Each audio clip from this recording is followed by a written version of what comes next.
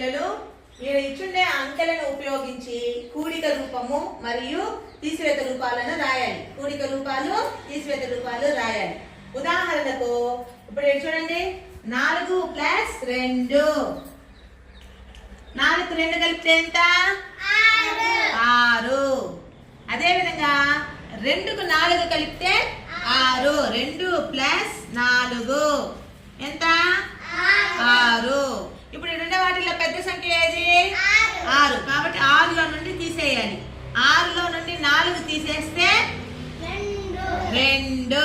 6 - 4 2. 6లో నుండి 2 తీసేస్తే 4. అర్థమైందా?